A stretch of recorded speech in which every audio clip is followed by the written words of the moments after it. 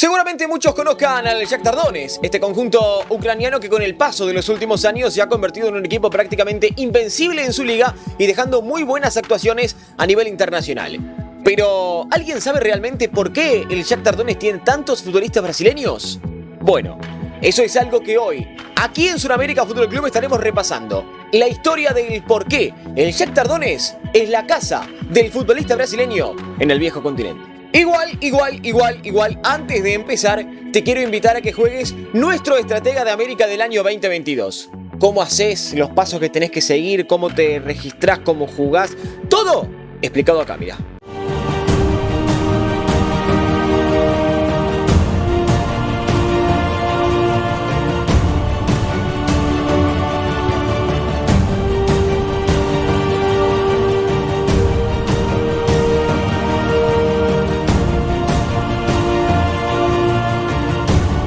Desde el año 1992, año en el que se crea la primera división de Ucrania luego de la separación de la propia Ucrania de la Unión Soviética, que luego con el paso de los años se terminaría disolviendo, hasta lo que fue el año 2004, el Shakhtar Donetsk había cosechado apenas una liga ucraniana y 4 copas ucranianas, algo muy pobre para lo que termina siendo aquella época, pero luego, con el paso de los años y en los años posteriores al 2004, empezaría un periplo donde realmente las alegrías llegarían a colmar realmente todas las expectativas de este conjunto de Donetsk. Veremos qué sucede. Estoy un poco nervioso. Por eso, como dijimos antes, en los años posteriores a lo que fue el año 2004, el conjunto del Shakhtar Donetsk terminaría cosechando 12 de las 16 ligas ucranianas que se terminarían disputando, consiguiendo más del 90% de las ligas, consiguiendo además 9 copas ucranianas, varias supercopas de Ucrania y además, como, frutilla del postre, por así decir, terminaría consiguiendo la UEFA Europa League de la edición 2008-2009, venciendo en la final al Werder Bremen de Alemania, donde hasta la época termina siendo una epopeya total ese título internacional que es el más importante a nivel histórico para lo que es el fútbol ucraniano. ¡Tienes razón!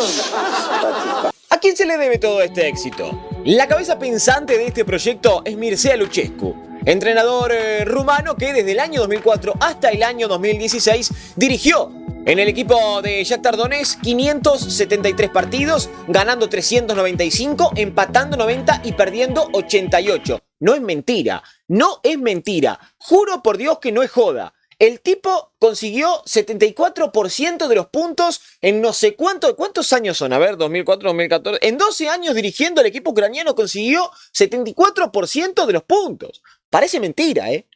Creo que por lógica y obviamente, ¿sí? Si tiene tan alto porcentaje de efectividad, que en este caso, vuelvo a repetir, es del 74%, el tipo habrá levantado alguna que otra copita, ¿no? Bueno, Luchescu no levantó alguna que otra. 22 títulos levantó Mircea Luchescu con el conjunto del Shakhtar Donetsk en su paso como entrenador justamente de este equipo ucraniano. Impresionante. ¿Vieron eso? Eso es ser bárbaro. ¿Cuál fue la clave de ese éxito para que el conjunto de Shakhtar tenga realmente tanto reconocimiento tanto a nivel local como también a nivel internacional? El potenciar jugadores jóvenes, el comprar jugadores jóvenes, arrasar con todo a nivel local y dejar una muy buena imagen, repito, a nivel internacional para que realmente sea un equipo modelo y reconocido dentro de lo que era el viejo continente.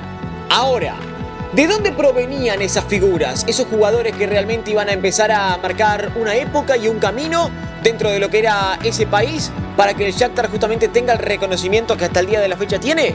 Sí, de Brasil, exactamente, de Brasil venían las grandes promesas o esos grandes jugadores que en el conjunto justamente de Shakhtar Donetsk terminarían marcando una época y que hasta el día de hoy el proyecto sigue más que vigente.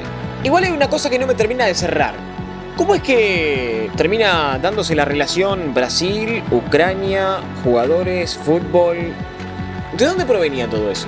En su etapa como jugador y previo a lo que fue el Mundial del año 1970, donde la selección de Rumania estaba clasificada justamente a esa cita mundialista, en aquel momento por entonces delantero justamente de la selección rumana, tuvo una gira de amistosos con su selección y pasaron por Brasil, donde Luchescu terminó quedando encantado con el futbolista brasileño, con el fútbol brasileño con la capacidad que tenía el futbolista de aquel país y en aquella época también, bueno, el propio Brasil después terminó siendo campeón del mundo del Mundial del año 1970, por eso me parece que también es parte de toda esta actualidad que terminó llevando a que el futbolista brasileño llegue al conjunto de Shakhtar Donetsk. Por eso Luchescu quedó maravillado con el país, aprendió el idioma y generó además una lista de contactos que luego con el paso del tiempo serían la base de la política que implementaría para que el Shakhtar tenga todo el éxito que tuvo a nivel local y también a nivel internacional, que se basaba en comprar jugadores jóvenes de no más de 20 años a bajo costo, potenciarlos y que les sirva tanto al club, propiamente al Shakhtar, como también al propio jugador, porque el jugador tenía la oportunidad de disputar UEFA Champions League, si bien era en una liga que no era tan competitiva, a diferencia de las demás en el viejo continente, disputaba normalmente todos los años el Shakhtar Donetsk UEFA Champions League. Eso le servía al futbolista brasileño porque lo utilizaba como vidriera, como trampolín, para luego, con buenas actuaciones, poder ser vendido a otro país, a otro equipo, mucho mejor dentro de lo que era el fútbol europeo, y obviamente ganaban todos. Ganaba el Shakhtar Donetsk y ganaba también el propio jugador, porque obviamente daba un salto de calidad en lo que era justamente su carrera. Al principio de todo, para el propio Mircea Luchescu no fue nada fácil convencer en aquel momento a quien era el director general y deportivo del club, el señor Sergei Palkin, de generar esta metodología de trabajo para que terminen generando después los éxitos mucho más adelante, porque en un proyecto tan grande y tan ambicioso como este se necesitaba muchísima gente trabajando, y por eso no fue nada fácil, repito, para Luchescu de convencer al señor Sergei Palkin de un proyecto que era mirado de reojo en su momento, pero que después obviamente terminó dando sus frutos y ganaron todos, como mencionaba recién. ¡Adoro los finales felices! Y si bien es cierto que entre los años 2004 y 2011 los éxitos fueron realmente muy grandes y se logró tocar el escalón más alto en la historia del fútbol ucraniano, consiguiendo la edición 2008-2009 de la UEFA Europa League, no fue hasta el año 2011 cuando el Shakhtar terminó de cerrar este proyecto realmente bueno con el oro puro, tras contratar a Luis Goncalves como ojeador. Luis Goncalves trabajó por muchos años en el Porto de Portugal, sabía lo que era trabajar con jóvenes brasileños y terminó de formar, junto con Mircea Luchescu, una red de reclutamiento en el fútbol brasileño para pescar a esas joyitas jóvenes a bajo costo, agarrarlas antes de que se le escapen de las manos al conjunto ucraniano y luego, obviamente, potenciarlas y venderlas a millonadas, algo de lo que hablábamos recién hace un ratito. A eso se le llama estrategia. Como todo proyecto tuvo sus puntos altos y sus puntos bajos, pero no nos vamos a quedar con el bajo, vamos a quedarnos con los puntos más altos de este proyecto ambicioso que hasta el día de la fecha sigue teniendo vigencia en el conjunto ucraniano, de cuáles fueron las ventas más importantes de la historia de Shakhtar Donetsk, cuáles fueron los negocios más importantes de la historia de Shakhtar Donetsk con este proyecto de los futbolistas brasileños en el país justamente ucraniano. Obviamente hay muchísimos y nos podríamos quedar hasta mañana hablando de cuántos futbolistas brasileños han pasado por el conjunto de Shakhtar Donetsk, pero nos vamos a quedar con 6 de los principales negocios más importantes de la historia del club. Por ejemplo, la compra de Fernandinho al Atlético Paranaense por 8 millones para luego venderlo al Manchester City en 40 millones de euros. Otro negocio importante fue la compra de Luis Adriano al Inter de Porto Alegre por 3 millones para luego venderlo años más tarde al Milan de Italia en 14 millones de euros. Este es muy conocido, jugó muchos años en el Chelsea. Hablamos de William, comprado al Corinthians por 14 millones para luego venderlo al Ansi ruso en 35 millones de euros. Aquel equipo de Ansi que el dueño era petrolero, que había comprado en su momento a Roberto Carlos, a Samuel Eto'o, que había comprado, bueno, una infinidad de jugadores megaestrellas en un proyecto que nunca terminó de prosperar y que hoy por hoy el conjunto de Ansi está en divisiones muy bajas dentro de lo que es el fútbol ruso.